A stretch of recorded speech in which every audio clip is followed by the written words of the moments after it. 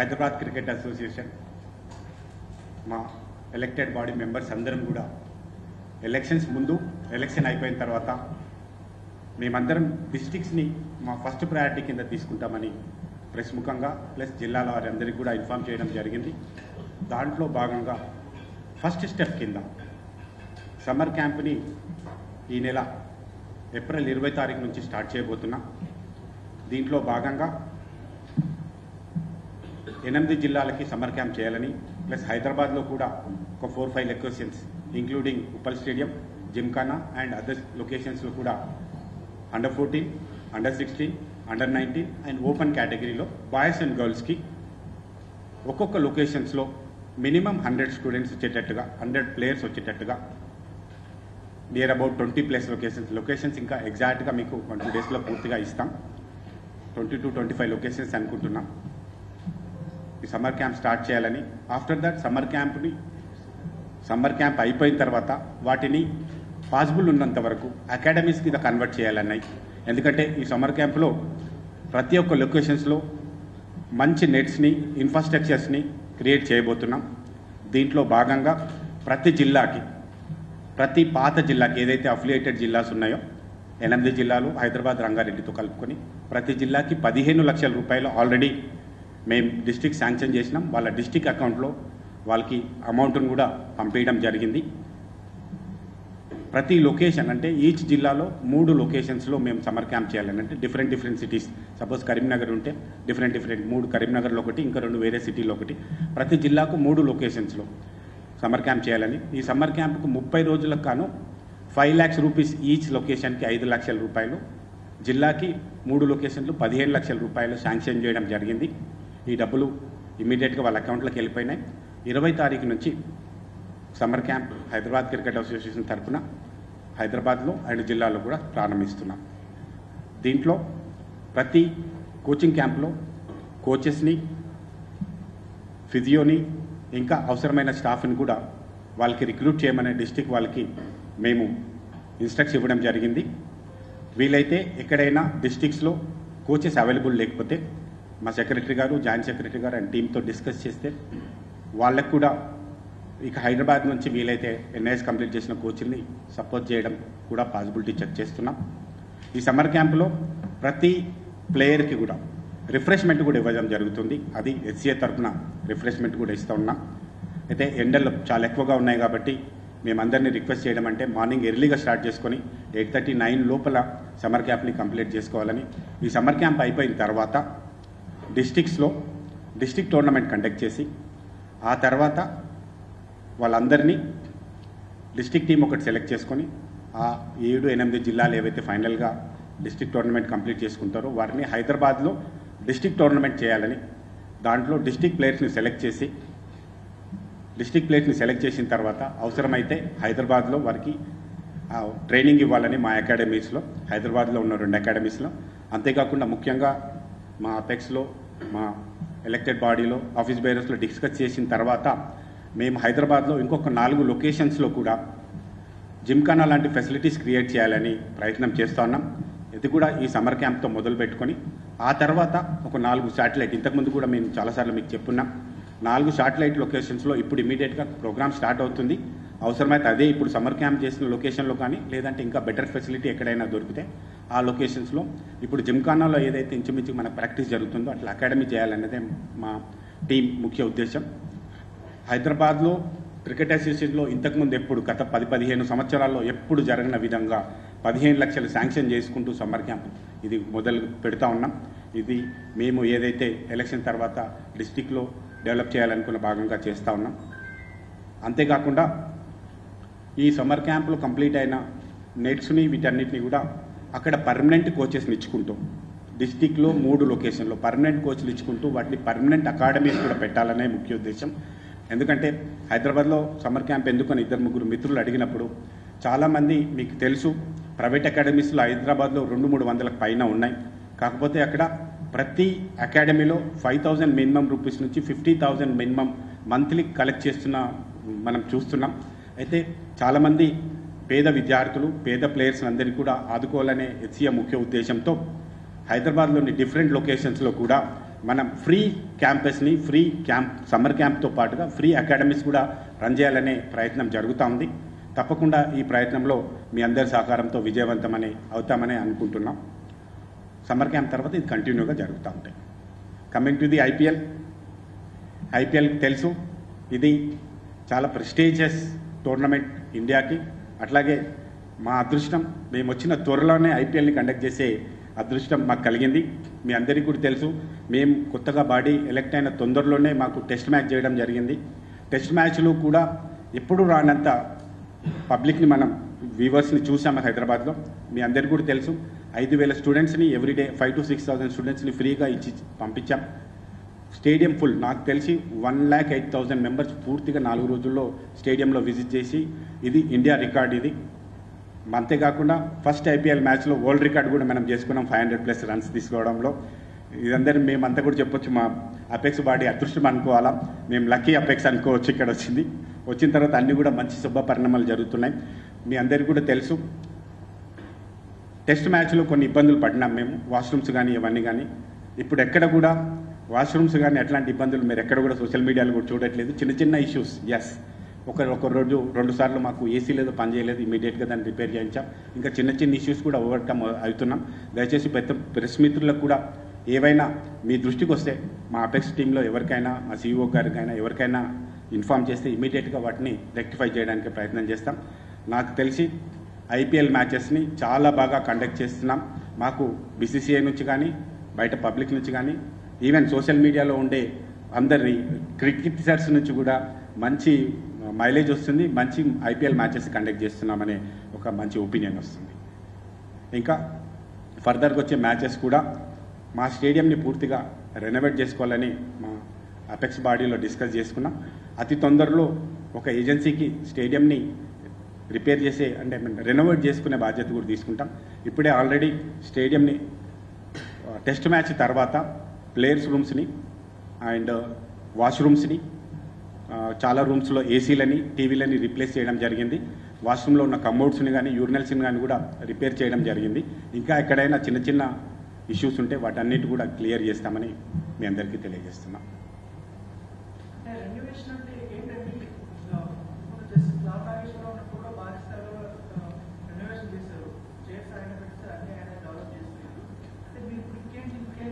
మీరు కరెక్ట్గా గుర్తు చేసినారు. ఇంతకుముందు ఉన్న బాడీస్ అన్నీ కూడా ఇంత రెనోవేషన్ చేసుకుంటూ ఇప్పటికీ బ్యూటిఫుల్ లొకేషన్ని తీసుకోవడం జరిగింది. అయితే మీరు చూస్తే గ్రౌండ్లో సీటింగ్ వరకు మాత్రం రెనోవేషన్ పూర్తిగా అయ్యింది. ఇంకో కొంచెం చిన్న వర్క్స్ ఉన్నాయి, అవి కంప్లీట్ చేస్తాం. ఇన్సైడ్ ద స్టేడియం అండి, అంటే ప్లేయర్స్ రూమ్స్ కానీ, మా వాష్రూమ్స్ కానీ, ఆ తర్వాత లిఫ్ట్లు కానీ, ఆ తర్వాత కార్పొరేట్ బాక్సెస్ కానీ, వీటన్నిటి రెనోవేట్ చేయాల్సి ఉంది. అట్లాగే ఫైర్కి సంబంధించిన ఇవి ఉన్నాయి, పాల్ సీలింగ్ వర్క్స్ ఉన్నాయి, ఇవన్నీ కూడా అతి తొందరలో. అట్లాగే లాంజ్లను కూడా, ఇవి ఎప్పుడో 20-30 years బ్యాక్ చేసిన లాంజెస్, ఆ లాంజెస్ని కూడా ఇంకా బాగా రెనోవేట్ చేసి president box, CM box, governor box ఇవన్నిటి కూడా సెట్ చేసుకోవాల్సింది.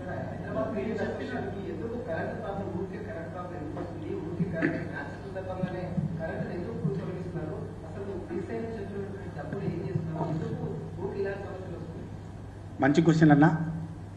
ఇప్పుడు ప్రాబ్లం క్లియర్ అయిపోయింది. ఇన్ని గంటాపదంగా గట్టిగా చెప్తున్నా. అపెక్స్ వీళ్ళందరం మాట్లాడి, నేను పర్సనల్గా CMD గారితో మాట్లాడి ఈ ప్రాబ్లంకి ఫుల్ స్టాప్ పెట్టడం జరిగింది.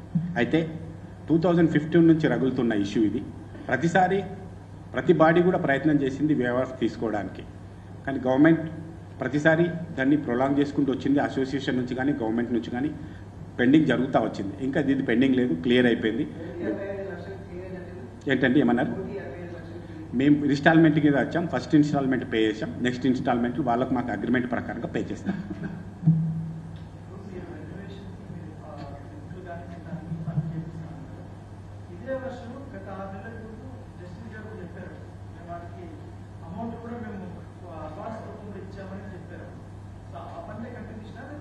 ఆ పనులు కొన్ని కంప్లీట్ అయినాయి. తర్వాత ఇంకా చాలా వర్క్స్ ఉన్నాయి. రెనోవేషన్ అనేది రెగ్యులర్గా ఆన్గోయింగ్ ప్రాసెస్ ఉంటుంది.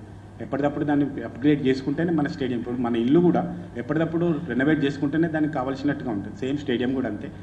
ఇంతకుముందు ఉన్న బాడీ కూడా రెనోవేట్ చేసింది, ఇప్పుడు కూడా అవసరం తగ్గట్టుగా రెనోవేట్ చేసుకుంటాం.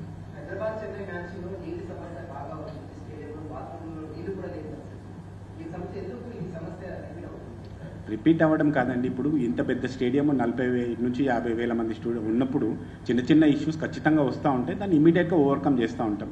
మోటార్ ఏదో రిపేర్ వచ్చింది, అది ఇమీడియట్గా రిపేర్ చేయించాం. ఇట్లాంటివి జరుగుతూనే ఉంటాయి. ఇప్పుడు మన ఇంట్లో కూడా ఏదైనా కంపల్సరీ ఏదో జరుగుతుంటుంది, నడుస్తున్న మోటార్ ఆఫ్ అవుతుంది, మనం ఎక్స్పెక్ట్ చేయం కదా, అది ఇమీడియట్గా రిపేర్ చేస్తున్నాం.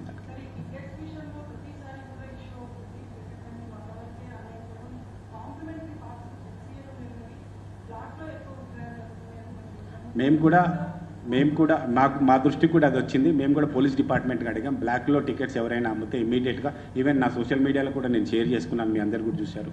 వాళ్ళని అరెస్ట్ చేసి యాజ్ పర్ లీగల్ యాక్షన్ తీసుకోమని, అవసరమైతే మేము పోలీస్ డిపార్ట్మెంట్కి రిటర్న్ కంప్లైంట్ కూడా.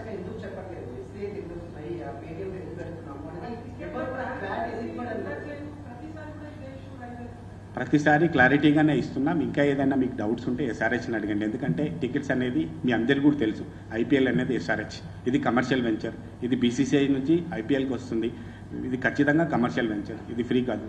ఖచ్చితంగా టికెట్లు కొనుక్కోవాల్సిందే, కొనుక్కున్న వాళ్ళకి ఇస్తారు. ఆన్లైన్లో మీ అందరికీ తెలుసు, మన స్టేడియం కెపాసిటీ 39,000, 2 లక్షల రిక్వైర్మెంట్ ఉంది. మీ అందరి సహకారంతో అతి తొందరలో మనం ఇంకొక పెద్ద స్టేడియం కట్టుకోవడానికి కూడా ప్రయత్నం చేద్దాం. మా ప్రయత్నం, మా ఆధ్వర్యంలో మినిమం 1,00,000 మంది పట్టే కెపాసిటీతో ఒక స్టేడియం కడితేనే హైదరాబాద్ సరిపోతుందని ఆలోచన చేస్తున్నాం. దేవుడి దయ వల్ల అది కూడా జరగాలనే కోరుకుంటాం.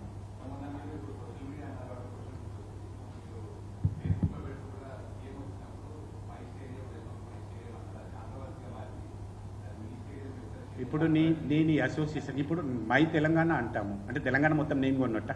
మై హైదరాబాద్ అంటాము, హైదరాబాద్ మొత్తం నాదా. మై స్టేడియం అంటే ఖచ్చితంగా ఈ స్టేడియం నాది. నేను ఇక్కడ ప్రెసిడెంట్ ఉన్నప్పుడు ఇక్కడ మంచి చెడ్డ బాధ్యతలు అన్నీ నావి.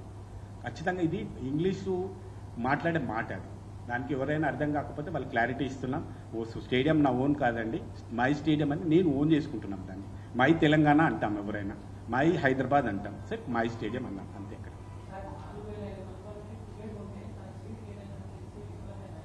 ఇది దయచేసి ఎస్సీఏ విఫలం కాదండి. ఈ టికెట్స్ అంతా కూడా పేటీఎం అండ్ ఎస్ఆర్హెచ్ వాళ్ళు చూస్తారు. మా దృష్టికి వచ్చింది, ఖచ్చితంగా మేము ఎస్ఆర్హెచ్ని డిస్కస్ చేస్తున్నాం. దాని మీద త్వరలో వాళ్ళతో డిస్కస్ చేస్తాం. అదే దట్స్ వాట్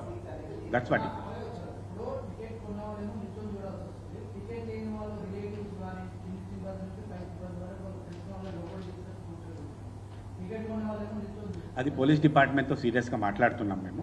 పోలీస్ డిపార్ట్మెంట్ మా దృష్టి కూడా వచ్చింది.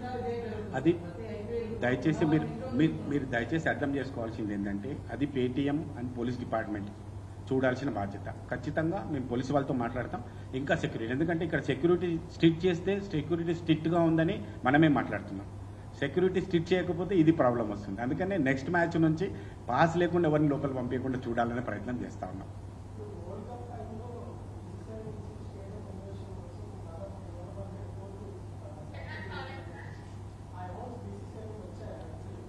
మా దృష్టికి అయితే 117 కోట్లు వచ్చినట్టు ఎప్పుడు రాలేదు. ఇంకా మేము చాలాసార్లు డబ్బులు అడుగుతా ఉన్నాం, మాకు రావాల్సిన డబ్బులే రాలేదు. ఇంకా రెనోవేషన్కి వాళ్ళ నుంచి అష్యూరెన్స్ ఉంది. మీకు ఏదైతే రెనోవేషన్ బీసీసీఐ రూల్ ప్రకారంగా ఏదైనా స్టేడియం, ఏదైనా స్టేట్ స్టేడియం రెనోవేట్ చేసుకుంటే దాంట్లో 50% వాళ్ళు డబ్బులు ఇస్తారు. 50% స్టేట్ అసోసియేషన్ రన్ చేసుకోవాల్సి ఉంటుంది. అది ఖచ్చితంగా బీసీసీఐ నుంచి మంచి సపోర్ట్ దొరుకుతుంది. బట్ ఇప్పటివరకు ఎక్కడానికి డబ్బులు మాకు రాలేదు.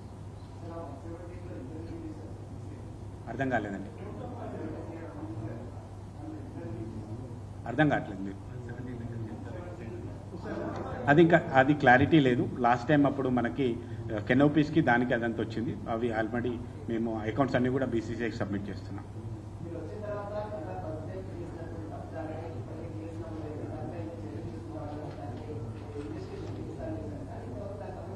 ఎట్లాంటి తప్పిదాలు మీరు మాట్లాడుతున్నారు? ఎట్లా చాలా ఇప్పుడు మీకు బాగా తెలుసు, అది పోలీస్ డిపార్ట్మెంటు అండ్ డిపార్ట్మెంట్లో రన్ అవుతుంది. దానికి నేను ఎట్లా సమాధానం చెప్తాను? అసోసియేషన్ తరఫున ఏసీబీ కేసెస్ రన్ అయినాయి, ఆల్రెడీ కంప్లైంట్ ఇచ్చారు. అది పోలీస్ డిపార్ట్మెంట్ తీసుకుంటుంది దాని మీద యాక్షన్. అది నా పరిధిలోని విషయం కాదు.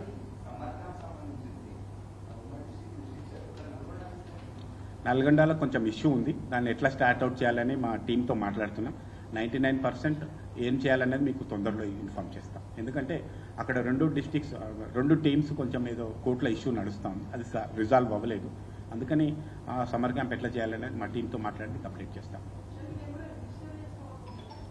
ఎవరండి? అవునండి. ఇప్పుడు మీకు అందరికీ కూడా మేము ఫోన్ నెంబర్స్తో పాటుగా డీటెయిల్స్ ఇస్తాం. అంతేకాకుండా ఈ 2-3 డేస్లో ఒక పేపర్ యాడ్ కూడా ఇస్తాం. వాళ్ళకి ఫోన్ నెంబర్స్ ఇస్తాం. రిజిస్ట్రేషన్ ప్రాసెస్ కూడా ఉంటుంది. 15th లోపల రిజిస్ట్రేషన్ చేసుకున్న వాళ్ళకి 28th నుంచి అక్కడ summer camp free free free free. ఎందుకంటే హెచ్సిఏ అనేది ఖచ్చితంగా మా పేద ప్లేయర్స్ కోసం ముందుగా ఉంటుంది. అందుకోసమే సమ్మర్ క్యాంప్ కానీ ఆ తర్వాత పెట్టే అకాడమీ కానీ ఫ్రీగా ఇస్తాం అన్న. చిన్న కమ్యూనికేషన్ జాబ్ వచ్చింది. నెక్స్ట్ మ్యాచెస్ నుంచి మా మీడియా ఇన్ఛార్జ్ ఎవరైతే ఉన్నారో వాళ్ళు మీకు మీడియా పాసులు ఇస్తారు.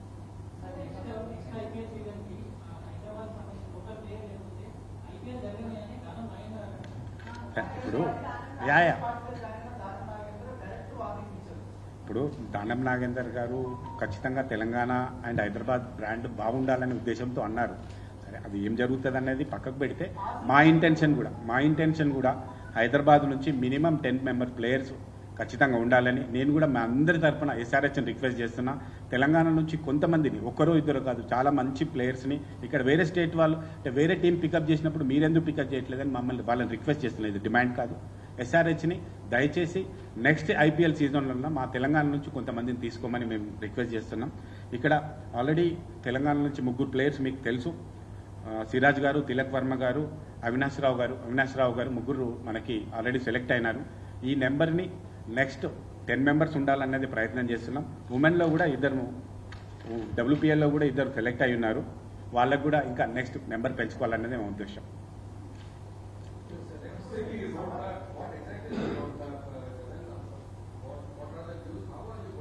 $1.67 is the dues, Anna. We given some amounts, and within 2 months we assured them that we will clear everything. So what is this amount? 15 lakhs we paid immediately. After that we will pay in the month of end after IPL season. We will pay the amounts with 3 installments. 1.5.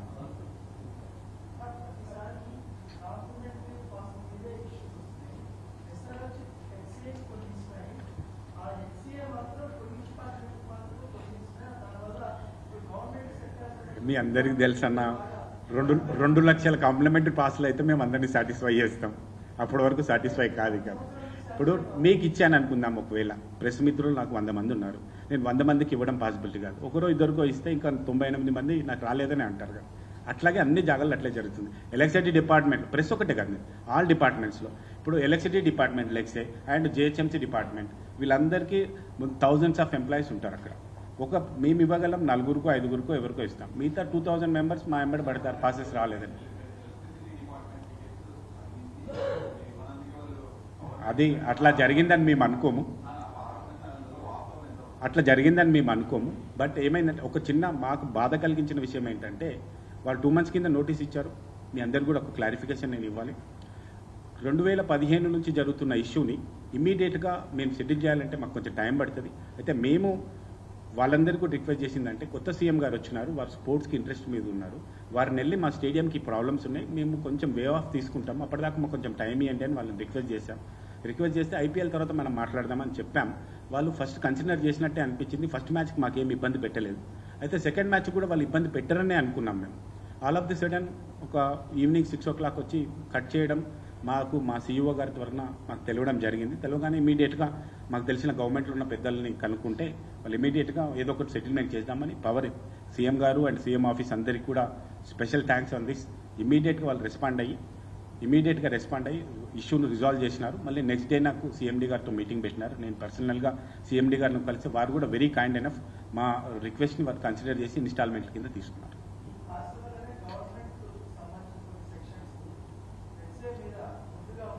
మా దృష్టికి అట్లాంటిది ఏం జరగలేదు.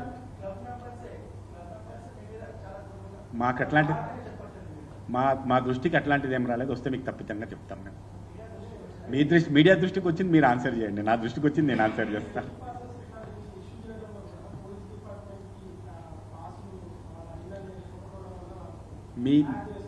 మీ అందరికీ తెలుసు ఇక్కడ parking సమస్య ఉందని. ఇక్కడ మీ అందరికీ తెలుసు 350 కార్ పాస్ల కంటే ఎక్కువ పట్టే పరిస్థితి లేదు. 350 కార్ పాసెస్లో మా క్లబ్ సెక్రటరీలకు ఇవ్వాలి, ప్లస్ బాక్సులు కొన్న వారికి ఒక్కొక్కరికి 2 పాసులు ఇవ్వాలి. వీఐపీల తాకిడి మీకు తెలుసు. మొన్న మ్యాచ్కి అయితే సీఎం గారి దగ్గర నుంచి ప్రతి ఒక్క వీఐపీ ఉన్నారు ఇక్కడ. ఆల్మోస్ట్ ఆల్ డిపార్ట్మెంట్స్ హెడ్స్ ఉన్నారు ఇక్కడ, ఆల్ మినిస్టర్స్ ఉన్నారు, చాలామంది ఎమ్మెల్యేస్ ఉన్నారు. వాళ్ళందరూ కార్ పాస్ ఇస్తారు కదా లోపలికి వచ్చారు. అట్లా కార్ పాసెస్ ఇష్యూ ఉంది. ఇది కూడా రాబో రోజుల్లో మేము పార్కింగ్ లాట్ ఇక్కడ కన్స్ట్రక్ట్ చేసుకొని దాన్ని కంప్లీట్ చేయాలని చూస్తున్నాం. ఒక మినిమం ఇంకొక 1000 కార్లకు సంబంధించిన పార్కింగ్ పాసిబిలిటీ ఎలా ఉందో చెక్ చేస్తాం. సీఎం గారు చాలా కైండ్ ఎనఫ్ అండి. వారు నిజంగా స్పోర్ట్స్ ఎంతూజియాస్టిక్. మా సిజెస్ శ్రీనివాస్ గారు, మా సెక్రటరీ గారు అందరూ కూడా రెగ్యులర్గా సీఎం ఆఫీస్తో నాతో పాటుగా రెగ్యులర్గా మాట్లాడుతూ ఉన్నాం. వారు మాకు ఈ ఐపీఎల్ అయిన తర్వాతనే టైం ఇస్తా అన్నారు. ఇచ్చిన తర్వాత మాకు 2-3 ఇష్యూస్ ఉన్నాయి. ఆ 2-3 ఇష్యూస్ని కూడా సామరస్యంగా పరిష్కరించుకొని ఈ స్టేడియంని వీలైనంత వరకు ఎక్స్టెండ్ చేసుకోవడం కానీ, ఫ్రీ ఆఫ్ చేసుకోవడం కానీ, ఫ్రీ రైట్ చేసుకోవడానికి ప్రయత్నం చేస్తాం. ఫ్రీ హోల్డ్ చేసుకోవడానికి ప్రయత్నం చేస్తాం.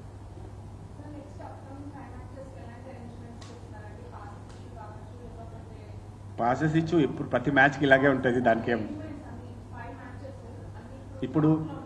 ఇప్పుడు మన మిత్రులు చెప్పినట్టు కొంచెం వాటర్కి సంబంధించింది కానీ, డ్రైనేజ్ సంబంధించింది కానీ, ఏసీకి సంబంధించిన కొన్ని చిన్నవి ప్రతిసారి తప్పు చేసి మళ్ళీ తప్పు చేయకుండా ఉండడానికి ప్రయత్నం చేస్తున్నాం. కొత్త తప్పు చేస్తే తప్పు లేదు కానీ పాత తప్పు మళ్ళీ రిపీట్ కాకుండా ప్రయత్నం చేస్తున్నాం.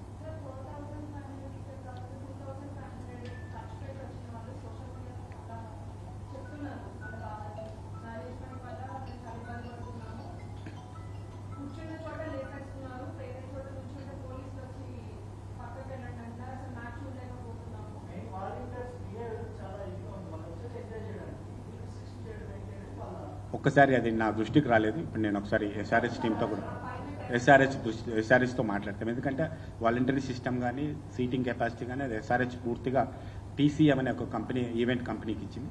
వాళ్ళకి సంబంధించిన ఉన్నారు. ఖచ్చితంగా మేము దాన్ని మానిటర్ చేస్తాం. అట్లాంటిదైనా మా దృష్టికి వస్తే ఇమీడియట్గా.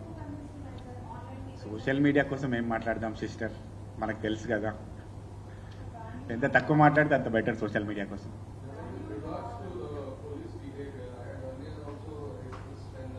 Yes, Anna.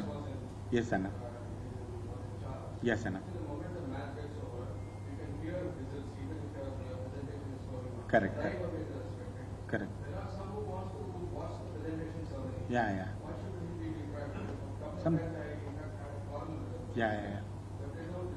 I will speak with the police, Anna. Yeah. 100% they have the right. Yeah. Correct. I'll speak with the police, Anna. I'll request them that. Yeah. Secondly, since this election is going on to 2015, did you have a chance to speak to the previous HCA presidents, secretaries? What went wrong? Why did they not pay? They are same. I discussed with the area president, Anna. They told me that we are trying to try to reduce the bills with the CM, but with the government of Telangana, they are not given any chance to do that. Even though we are trying seriously, but they are prolonging. That's it. They paid all the arrears, but this is a surcharge only. They are trying for the surcharge waive off, but the government was prolonging. Finally the issue happened. Now we will pay or we will take some waiver. Whatever we will complete it within two months. Within 2 months.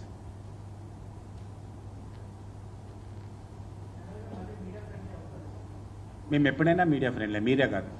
మీ పక్కనున్న సునీల్ అని నన్ను అడుగు అన్న, చిన్న ఒక poster release అన్న. టైంలో మీరు బాగున్నారు. ధోని ఈ మ్యాచ్